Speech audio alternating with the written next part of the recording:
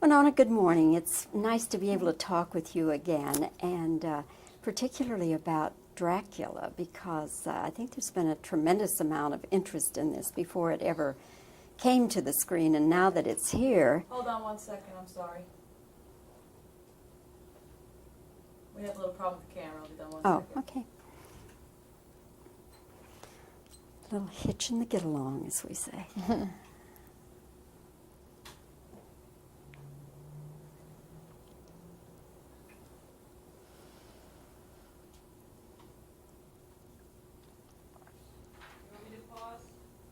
Yeah, stop. End of 93, you think? I don't know exactly. Okay, you can begin again. Winona, it's good to see you again. Yeah, thank you. Just sitting here kind of chatting and catching up on things since the last visit. Been a lot of interest in Dracula as we knew it was in production, and now of course we're nearing the opening of it, and I think people are really excited and curious about it. It was hard for me to kind of imagine what it was going to be, but it's such a visual explosion of ideas and artistry and everything, and yet the performances are there and come through and rise above all that. Did you feel ever at any time that that you were in competition with the effects? No. Honestly, I didn't. I was always kind of in awe of the effects and very fascinated on how they worked and stuff. And I thought it was really amazing how they kind of went back to the old style, the kind of origins of movie making trickery that they used in like the 1930s and stuff. So there was a lot of kind of new effects and there was a lot of old effects. Trapdoors and shadows, things that were very simple, and people never think to use them anymore because they have all this new technology. So I thought it was, I really kind of enjoyed watching how that worked. I was fascinated by it. I've read, of course, that you are the person who brought the script, Jim Hart's script, to the attention of Francis Ford Coppola. Is that correct? Yeah.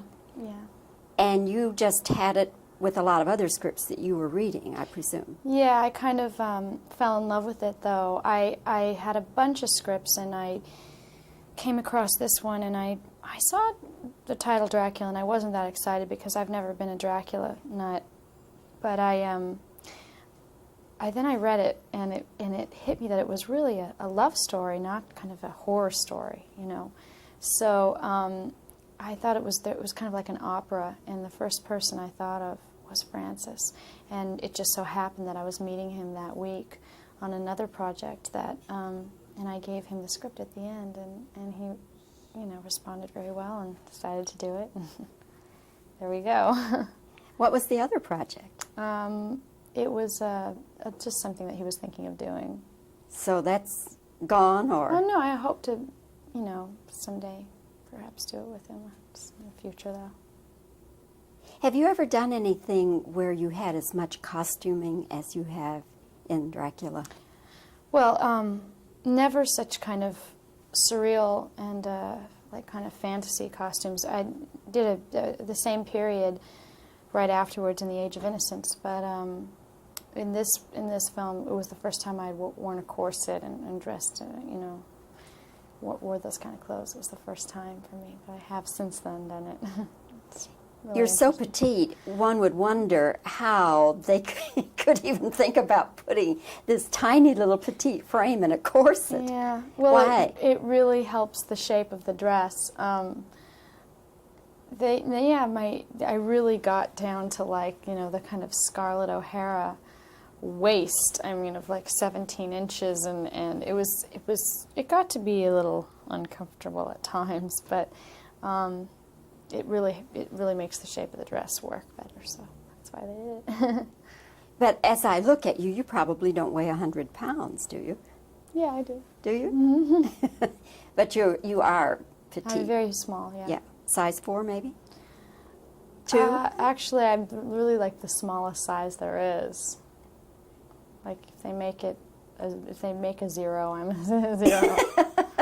You're never a zero, Winona, no way. You all went to Francis Ford Coppola's home in Napa Valley before you started. And that was just kind of an orientation for you, or did you rehearse, or what did you do up there? We just really got to know each other, which is something you rarely get to do when you're starting a film. And he kind of brought everybody from the cast, I mean everybody, up there. And we all just like did a lot of theater games and went on a lot of adventures and drank a lot of wine and really got to know each other. And it was really beneficial, I think, for everybody to be able to have that experience before we kind of go into this, you know, soundstage in Los Angeles. Was there ever a time when you wished maybe that you were doing some of it on location rather than a soundstage? Well, there's always kind of something very kind of romantic about a location, especially like, you know, England or you know, places like that. But I really loved the way this film was shot, with everything looking really like an old movie, you know, like all the sets looking really kind of, I don't really know the right word, but just really kind of like right out of something like a classic. I mean, you wouldn't have been able to get that if you used the real castles and real locations. Well, the look of Dracula is kind of a storybook look, don't you think? Absolutely. Yes.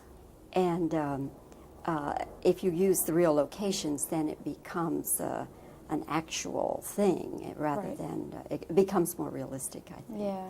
Yeah. Tell me just very quickly about Age of Innocence now, because this is a project that people have been excited about since they first heard it. Right. Well, what do you want to know? Well, for people who might not be familiar with your role, or it's based on the Edith Wharton novel, The Age of Innocence, and it's directed by Martin Scorsese, and it's with myself and Daniel Day-Lewis and Michelle Pfeiffer, and it's really kind of a very tragic love story, and I had a really wonderful time on it, and I think it's going to be, in fact, I know it's going to be a masterpiece, and I'm really looking forward to it. coming from you, that is really something. You're not given to overstating things. Yeah, well, this is an exception. Well, again, Winona, it's good to see you. And congratulations on your you. performance in Dracula, and I Thank you hope very much. Dracula does very well for all of you. Thank you. Thanks.